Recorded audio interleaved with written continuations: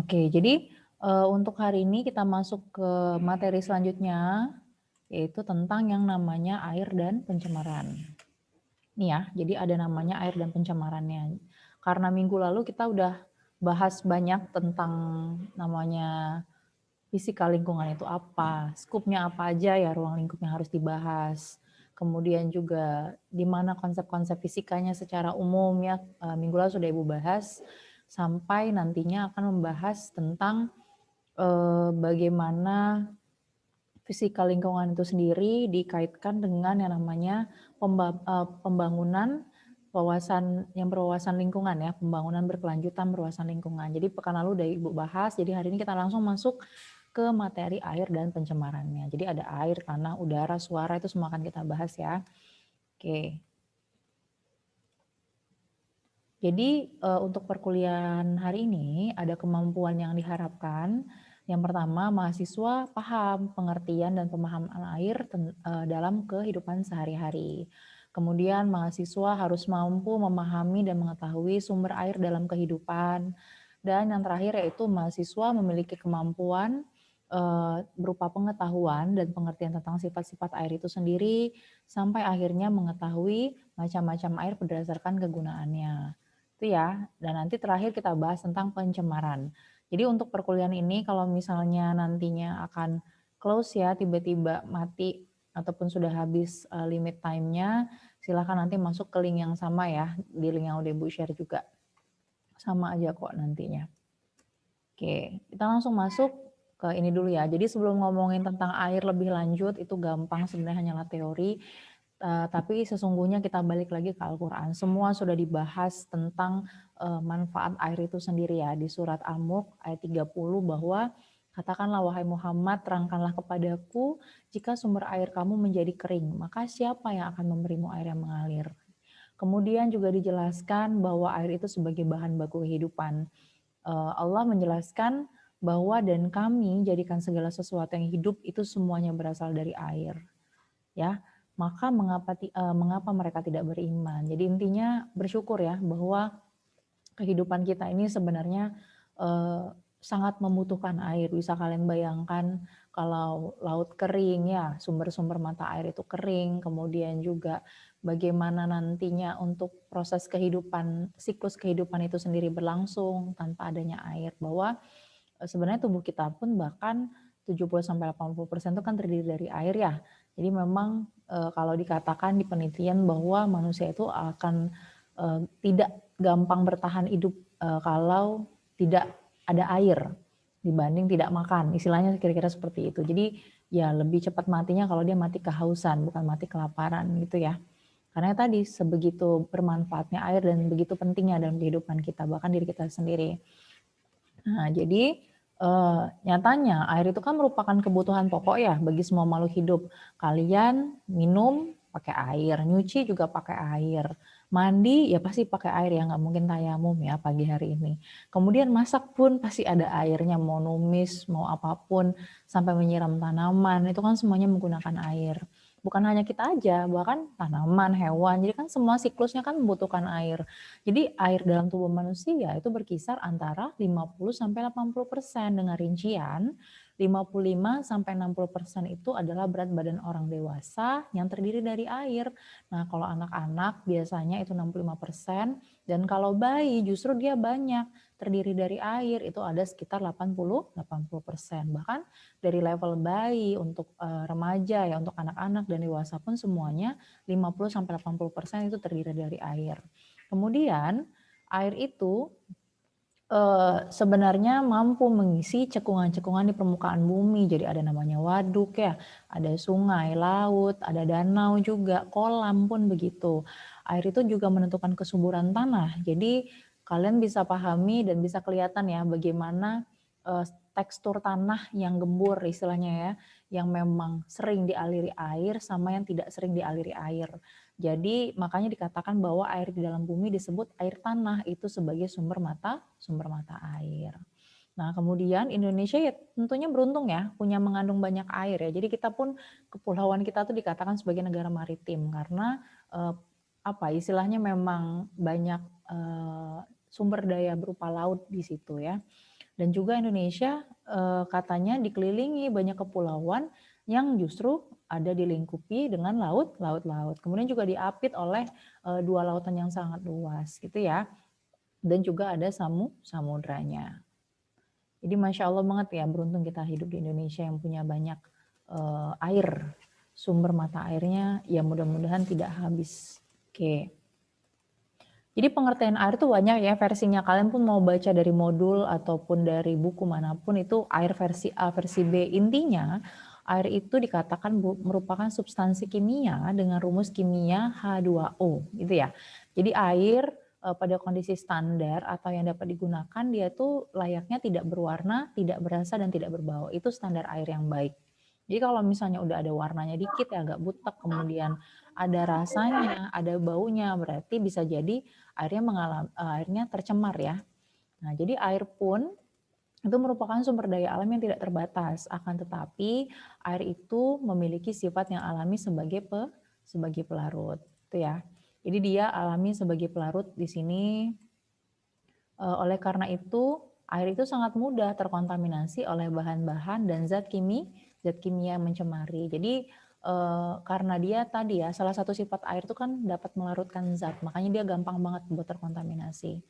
Nah, kemudian air juga merupakan salah satu sumber daya alam yang memiliki fungsi itu sangat penting bagi kehidupan dan kehidupan manusia. Jadi karena dia juga merupakan modal dasar dan faktor utama dalam pembangunan. Tapi yang tak kalah penting bahwa air di berbagai lapisan bumi itu ada juga yang dinamakan dengan air tanah ya, tadi udah Ibu jelaskan bahwa sebagai sumber mata air. Contohnya apa? Ialah berupa air hujan yang jatuh ke bumi, makanya dikatakan sebagai air tanah. Kalau dulu mungkin Ibu nggak tahu ya di rumahnya masih ada nggak ada sumur bor. Ibu pun dulu hidup dengan menikmati air dari sumur bor. Zaman-zaman dulunya belum ada pam masuk istilahnya kayak gitu. Mandi pagi-pagi harus nimba dulu nih kayak gitu. Itu semua ya salah satu bentuk air tanah ya namanya ya, sumber mata air. Tapi dia nggak bisa diminum ya karena memang ketika mau mandi pun kan dia harus mengalami penyaringan terlebih dahulu karena dia lumayan berwarna airnya kira-kira gitu. Nah, jadi dikatakan bahwa air hujan yang jatuh ke bumi itu menjadi air tanah dan gunung pun ada mata airnya itu sebagai sumber aliran air sungai. Jadi semua air yang mengalir itu semua sungai itu semua airnya pada akhirnya bermuaranya ke laut gitu kira-kira ya. Jadi air laut itu pada akhirnya dia akan menguap. Jadi ada namanya proses siklus penguapan atau evaporasi. Bukan dari air laut aja ya. Jadi menguap kemudian karena siapa? Karena pemanasan sinar matahari. Jadi uap menjadi air, uap air menjadi awan, kemudian akhirnya mendung karena dia jenuh, makanya dia menjadi hujan. Nah, jadi sebaran air di muka bumi itu beda-beda nggak ya? Jadi ada yang daerahnya cenderung namanya kota hujan ya, sering hujan di sana ya. Kemudian ada yang daerah cenderung kering kayak gitu karena tadi pembagian iklimnya di bumi yang berbeda-beda. Nah, kalian juga belajar pernah yang namanya ilmu bumi dan antariksa ya. Jadi udah tahu lah bagaimana iklim di Indonesia itu seperti apa di setiap wilayahnya. Kemudian bagian bumi mengandung air. Nah, jadi kan ada lapisannya kan ada stratosfer, hidrosfer, toposfer. Pasti udah belajar yang itu deh ilmu bumi dan antariksa. Atau mungkin lagi ongoing belajar yang sekarang dikatakan bahwa yang mengandung air itu disebut namanya hidrosfer. Jadi air itu punya fase beda-beda karena dipengaruhi oleh faktor suhu. Ada yang masih ingat nggak suhu anomali air itu berapa ya? Air itu punya keanehan, punya karakteristik yang unik istilahnya ya. Jadi dia punya anomali istilahnya tuh. Di suhu berapa? Ada yang masih ingat nggak? Ayo. Di suhu berapa? Ada yang masih ingat kah? Sari Ayu, tahu nggak suhu anomali air itu di berapa? Di berapa, Nak? 4 derajat, Bu. Iya, benar. 4 derajat apa? Satuannya apa? Celsius. Celsius gitu ya, bukan Kelvin, bukan Reaumur, juga bukan Fahrenheit ya kira-kira. Jadi dia termasuk suhu anomali air, jadi di 4 derajat Celcius. Nah, jadi air itu unik ya, Allah ciptakan seperti itu. Nah, ini konkretnya, jadi ini namanya air yang berada di lapisan bumi yang mengalami daur ulang. Jadi apapun ibaratnya air yang kita buang ya, kemudian air juga mengalir ke laut, ke danau manapun itu semuanya siklusnya ke situ aja. Jadi setelah ibaratnya dari bendungan ini jatuh semua mengalir pada akhirnya dia mengalami, transpirasi ya, jadi airnya menguap, tapi menguapnya dari tumbuhan. Jadi setiapnya menggunakan air itu semuanya menguap. Kemudian dari pabrik itu juga, memberikan apa ya, memberikan kontribusi kejenuhan di atmosfer. Kemudian ada air laut yang mengandung garam juga menguap, pada akhirnya uap air itu bergabung membentuk awan. Nah, hujannya turun balik lagi, selalu seperti ini siklusnya, itu ya kira-kira. Jadi makanya penting buat kita apa ya, menjaga kelestarian alam. Jadi meskipun air ya memang sumber daya yang tidak pernah habis ya, eee, kita lihat aja nanti kayak gimana. Tapi beberapa tempat juga ada yang mengalami kekeringan, mengalami sumber air, apa ya, istilahnya mengalami kekeringan karena sumber airnya kurang cukup ya, kira-kira gitu. Jadi buat kita yang ada di wilayah yang justru alhamdulillah air masih banyak, kayak gitu kan, air bersih masih gampang ditemukan. Bagaimana kalau di daerah Nigeria, di daerah-daerah konflik, itu susah banget deh, itu pasti nemuin air yang bersih itu seperti apa. Mereka harus naik ke gunung dulu, terus turun gunung lagi, belum nanti airnya terbatas ya, harus dibagi-bagi dengan masyarakat yang lain. Jadi kita melakukan penghematan air ya, jadi gunakan air seperlunya sesuai dengan kebutuhan. Nah, jadi udah dikatakan sama temannya bahwa air itu mulai membeku itu di suhu 4 derajat. Makanya dinamakan suhu anomali. Jadi membekunya dia bukan di suhu 0 ya, tapi dia justru di suhu 4. Nah, jadi daerah kutub itu permukaannya ditutupi oleh air beku atau es salju karena udaranya sangat dingin. Bahkan bisa di bawah 0 atau minus ya. Jadi gurun justru mengandung sedikit air, makanya dia tampak gersang karena suhu di daerah ini tentunya sangat panas. Tapi justru hebat ya, bisa ada kurma ya muncul di gurun, bagaimana unta bisa bertahan di sana. Jadi sudah ada jatah makhluk hidupnya masing-masing yang Allah ciptakan yang berada di daerah tersebut. Kemudian Indonesia juga diapit oleh 2 benua, ada benua Asia sama Australia. Sedangkan Indonesia sendiri letaknya strategis karena terletak di daerah Khatulistiwa. Nah, karena hal inilah Indonesia terletak pada garis balik di letak matahari bumi, makanya menyebabkan adanya suhu yang berbeda di antara kedua benua ya, di Asia maupun Australia. Dan iklim kita berupa iklim tropis ya kalau di Indonesia. Nah, jadi berdasarkan komposisinya, kalian harus tahu bahwa air itu ada 2 macam. Nah, jadi kalau air itu ada 2 macam namanya air murni dan air tak murni. Ini sifatnya ngafal ya dan kalian harus paham aja deh. Siapa tahu nanti kalau ujian Ibu ya pasti soalnya nanya-nanyain hal-hal yang seperti ini ya. Jadi air murni itu hanya mengandung 2 atom H dan 1 atom O, namanya H2O. Jadi air di alam yang tidak murni itu berarti dia mengandung mineral. Nah, karena dia mengandung mineral makanya dia harus disuling. Intinya dia harus disaring lagi, kira-kira seperti itu. Nah, jadi kalau untuk air bersih itu merupakan air yang bebas dari bahan yang berbahaya, nah ya, tanpa polutan istilahnya, jadi tanpa pencemaran. Juga terbebas dari kuman penyakit. Nah, jadi air kotor itu mengandung kotoran, misalnya lumpur, kuman yang berbahaya bagi kesehatan. Jadi air kotor itu biasanya itu dibuang dari limbah pabrik, bukan limbah pabrik aja ya, bisa dari rumah tangga dan tercemar oleh bahan pencemaran lainnya. Jadi kalau Ibu jujur nih di tempat Ibu ngajar, Ibu tinggal di daerah yang apa ya, depannya itu pokoknya ada sungai yang mengalir. Itu anak sungai yang alirannya itu menuju ke Sungai Ogan, istilahnya gitu. Nah, jadi aliran sungai itu seringkali dipakai sama manusia dan hasil pembuangan mereka pun dibuang di situ.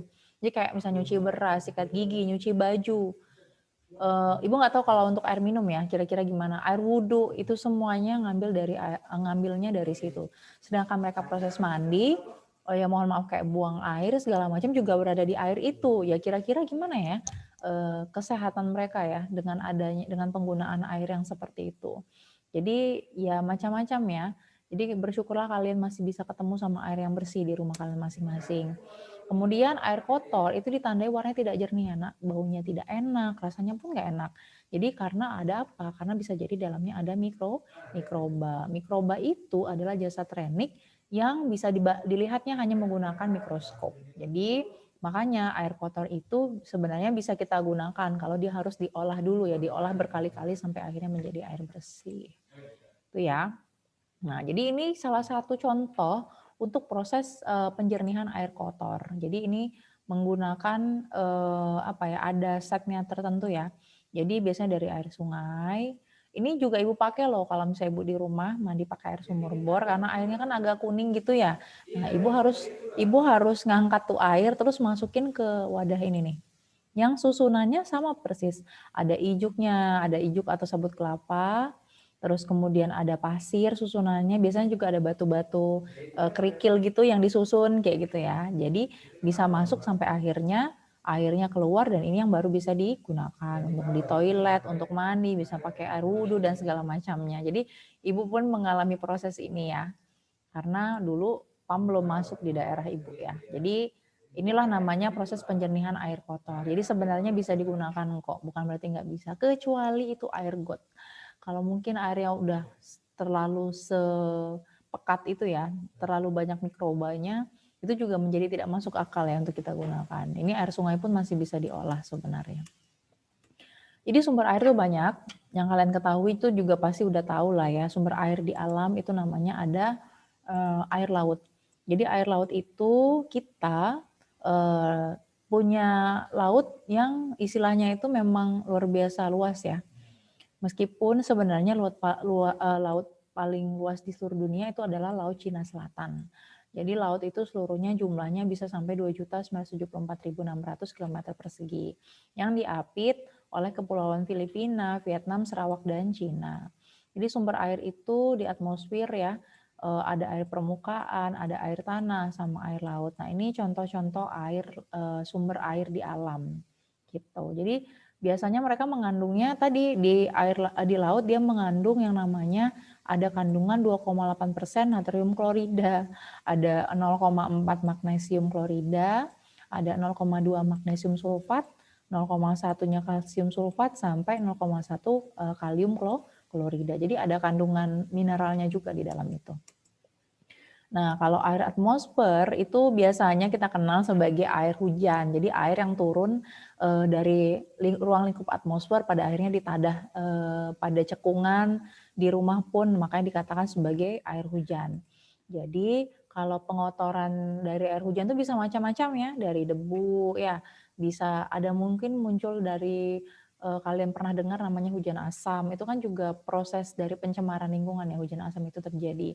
Karena ada proses pengotoran di udara yang tidak istilahnya yang memang tidak tersaring ya, tidak tersuling secara maksimal ketika di udara sampai ke atmosfer, makanya bentuknya menjadi hujan asam. Nah, kemudian air atmosfer atau air hujan ini biasanya itu masih dalam keadaan murni atau sangat bersih, tapi karena adanya pengotoran air ya bisa jadi airnya kotor dari ruang lingkup manapun, makanya dia biasanya nampung air hujan ya jangan langsung dipakai buat minum ya, tapi harus disaring terlebih dahulu. Ibu pun di rumah masih kok nampung air hujan, jadi air hujan itu ditampung, biasanya bisa kita pakai nih di rumah buat cuci piring, kan lumayan ya dibanding pakai air pump terus kayak gitu.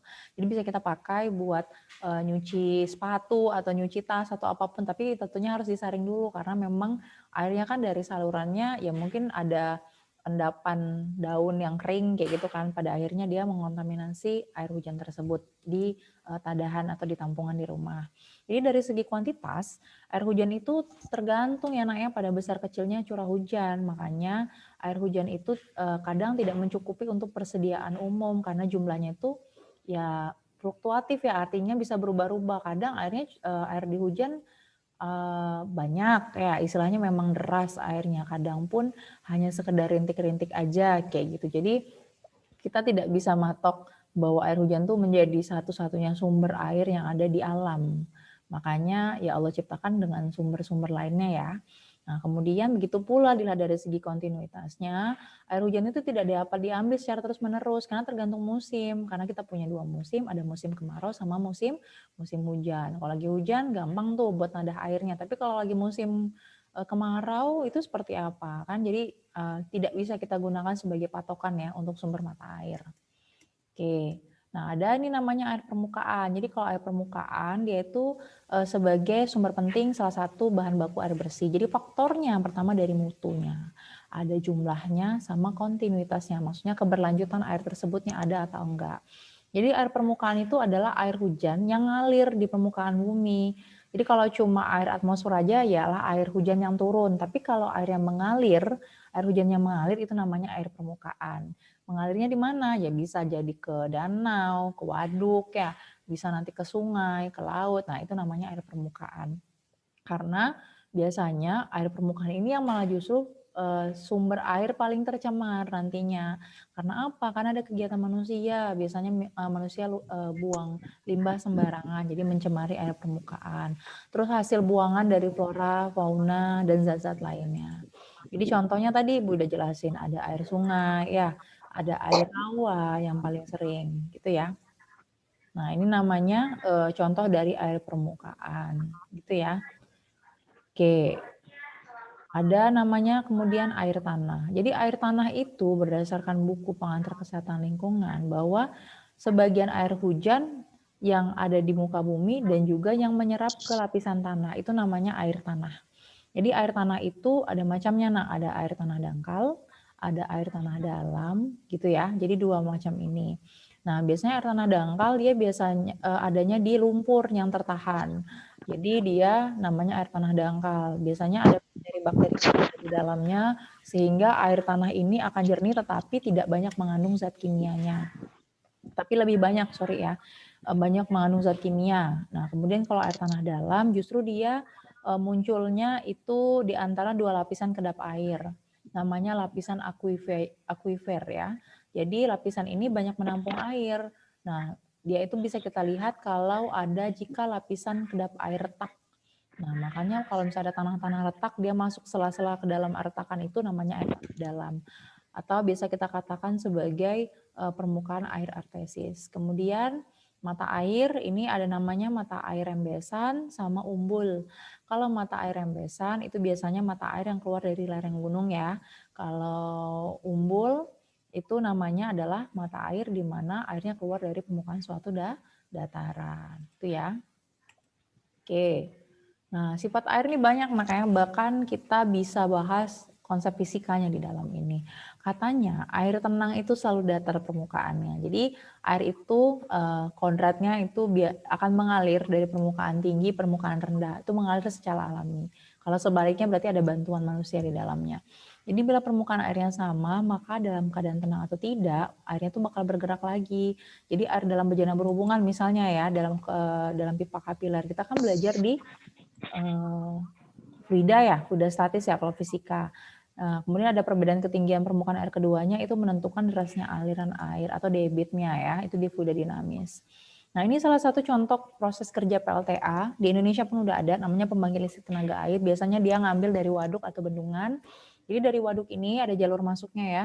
Kemudian ada bendungan terus jalan di sini, pipa pesat. Jadi makin deras airnya mengalir, maka dia mampu memutar turbin yang ada di sini, yang ada di alatnya. Ada turbin yang diputar, kemudian memicu generator untuk dihubungkan ke gardu listrik. Pada akhirnya di gardu listrik itu ada namanya transformator ya, di tiangnya ya, tiang listriknya. Ada transformator, ada lilitan yang dihubungkan dengan jalur transmisi dan diteruskan ke desa-desa atau di daerah sekitar. Jadi ini adalah proses PLTA bekerja. Itu biasanya sering didirikan di daerah aliran sungai di pegunungan, gitu ya. Jadi di dalam ini pun ada hukum fisikanya, ada tentang listriknya, ada tentang Archimedes, statis dan dinamisnya. Nah, kemudian ini juga sama di tumbuhan pun prosesnya ada namanya xilem dan floem. Bagaimana kedua komponen ini itu membantu proses naiknya air dari akar menuju ke daun. Luar biasa ya, Allah menciptakan susunannya seperti itu. Jadi kita nggak perlu repot-repot buat istilahnya mikirin itu gimana ya airnya bisa nyerap ke daun. Itu udah ada alatnya sendiri, udah disusun sama Allah komponennya sendiri di batangnya. Dari akar, batang, sampai daunnya. Jadi Hal ini sebenarnya kalau kita ambil hikmahnya ya, ini menunjukkan bahwa manusia pada naiknya air tanah ke daun itu untuk keperluan fotosintesis adalah berkat kerjasama daya isap daun, daya kapilitas pembuluh kayu pada batangnya yang dibantu adanya tekanan osmosis sama kayak manusia. Kita mau pakai air itu kan ada kerjasamanya.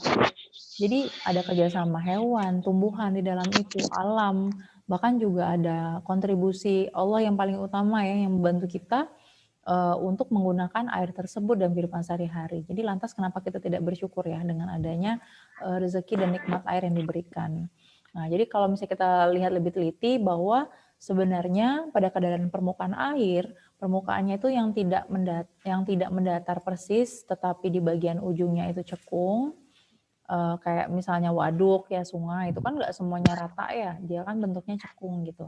Jadi dia tentunya juga tidak semuanya air tenang, istilahnya kalau kata kita bilang tadi apa nih bahasanya? Istilahnya yang air yang tenang tadi, nah selalu datar permukaannya, tidak selalu seperti itu ya. Bisa jadi lihat konteksnya dulu. Kalau untuk di situasinya berupa sungai, rawa, waduk, dan segala macamnya.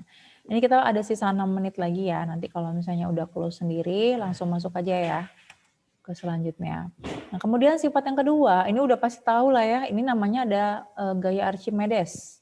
Jadi air itu punya gaya tekan ke segala arah. Jadi kayak misalnya Bu pegang botol seperti ini air pun punya tekanan di segala arah di setiap dinding botolnya. Karena tadi itu menyebabkan kita kalau ada gaya tekan, kita bisa berenang di air kolam, air laut, sama air danau. Pernah ada kan ya namanya laut mati kan ya, kalau udah pernah lihat itu ya. Jadi karena dia punya gaya tekan dan kandungan konsentrasi garamnya itu sangat tinggi. Nah, kita coba lihat nih. Ibu udah cantumin gambar. Nah, jadi ini contohnya ada di gambar 5. Contohnya adalah telur mentah yang dicelupkan ke dalam air di gelas. Ternyata ada posisinya kalau misalnya airnya air biasa itu tenggelam, kalau airnya ada garamnya, ada konsentrasi garamnya, maka dia punya gaya tekan ke atas yang lebih tinggi atau lebih kuat gitu ya. Maka dia jadi mengapung. Kemudian ini orang yang sedang berenang di air laut mati yang dapat mengapungkan manusia yang masuk ke dalamnya. Jadi nggak perlu pakai ban untuk masuk ke dalam ini ya, untuk berenang ke dalam air laut mati karena sungguhnya di laut mati pun kandungan garamnya sudah sangat tinggi. Nah, kemudian yang ketiga, air itu dapat melarutkan zat tertentu. Bu minta tolong ya, yang belum di-mute kan tolong di-mute-kan bentar biar kedengaran teman-teman ya. Jadi air dapat melarutkan zat tertentu, ada namanya air keruh. Nah, jadi karena airnya keruh, dia itu bisa melarutkan bahkan di tubuh manusia. Jadi kita bisa minum tadi karena mampu melarutkan apapun yang kita makan ya dalam kehidupan sehari-hari ya. Jadi membantu proses pencernaan juga. Jadi air itu banyak digunakan biasanya untuk keperluan manusia, untuk nyuci, melarutkan deterjen. Terus kalau mau buat teh untuk melarutkan garam, melarutkan gula, kita mau masak melarutkan garam ya dan bahan-bahan yang lainnya atau bumbu-bumbu lainnya itu biasanya terpakai pada akhirnya karena air dapat melarutkan zat tertentu. Nah, jadi ada air di alam mengandung mineral, itu ada apa aja? Ada 2 golongan biasanya. Nah, ada namanya air tawar sama air asin. Kalau air tawar dia biasanya kebanyakan garam karbonat. Dia punya garam tapi namanya garam karbonat. Nah, kalau garam karbonat ini dia bersumber dari batu-batuan, jadi dari mineral berupa kalsium sama fosfor. Jadi jangan pikir air tawar itu ya berarti rasanya tawar dan tidak punya mineral apapun di dalamnya, justru ada namanya garam karbonat. Tapi kalau air asin kandungan mineralnya juga garam, tapi namanya garam sodium. Nah, yang biasanya air asin inilah air laut yang kita pakai di kehidupan sehari-hari menggunakan garam dapur atau namanya NaCl, garam natrium gitu ya. Jadi bukan berarti air tawar tidak ada kandungan garamnya, dia punya, tapi justru bukan garam yang kita pakai di kehidupan sehari-hari ya, di dapur ataupun namanya garam NaCl. Nah, karena adanya unsur kalsium ini, jadi ada air yang melewati batuan, itu bisa kita lihat di air yang menetes dalam gua batu. Jadi bentuk mineralnya itu jadi seperti apa? Kalian mungkin pernah dengar di gua ataupun pernah lihat langsung ataupun pernah nonton di TV bahwa ada namanya stalaktit sama stalagmit gitu ya. Nah, jadi ini contohnya perbedaan fisik antara stalaktit sama stalagmit. Jadi dia muncul kayak gini, ini kombinasi antara dari konsentrasi mineralnya suhunya gitu ya, dari proses perubahan fasenya ini semua memunculkan stalaktit dan stalagmit. Bedanya kalau stalaktit biasanya tonjolan batunya dari langit gua secara perlahan-lahan, sehingga sebenarnya yang endapan ini ya bukan air biasa, tapi justru mineral-mineral yang terkandung di dalamnya. Nah, tapi kalau stalagmit itu namanya gundukan batu dari dasar guanya, jadi persis terlihat dari bawah stalaktitnya. Jadi kalau stalagmit ketemu sama stalaktitnya, jadi justru dia bisa di gua itu terlihat seperti tiang-tiang gua, tapi sebenarnya bukan tiang, itu adalah perpaduan antara stalaktit dan stalagmit, gitu ya. Oke. Nah, kemudian air dapat berubah fase. Jadi kalau udah tahu siklusnya, jadi ada namanya siklus untuk berubah fase jadi benda cair, gas, sama benda padat. Karena wujud air ini dipengaruhi oleh faktor suhu dan lingkungannya. Jadi di daerah kutub misalnya, kalian tahu lah ya, kalau di kutub sekarang kan untuk gunung es itu makin lama udah makin mencair ya, karena proses global warming juga.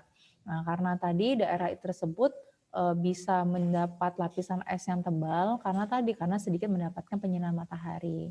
Nah, daerah gurun justru penyinaran mataharinya sangat tinggi, jadi makanya menyebabkan adanya penguapan yang sangat tinggi di daerah tersebut.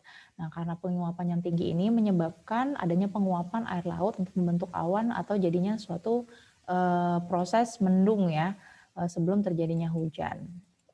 Oke, ini siklus airnya. Jadi tadi sih udah dijelaskan bahwa ada proses transpirasi dulu, penguapan dari tumbuh-tumbuhan, hewan, dari makhluk hidup, kemudian evaporasi ya, evaporasi itu penguapan dari air laut, kemudian berkondensasi prosesnya, jadi dia mengalami tingkat kejenuhan di atmosfer, membentuk awan, uap-uap airnya, sampai akhirnya mengalami presipitasi atau proses turunnya hujan, gitu ya. Oke, sampai sini ada pertanyaan nggak? Ini kurang dari 1 menit. Ada pertanyaan kah? Jadi ini contoh air sebagai lingkungan hidup ya. Jadi manfaatnya banyak banget. Sebenarnya bisa kalian cari. Jadi dia sebagai air sebagai lingkungan hidup karena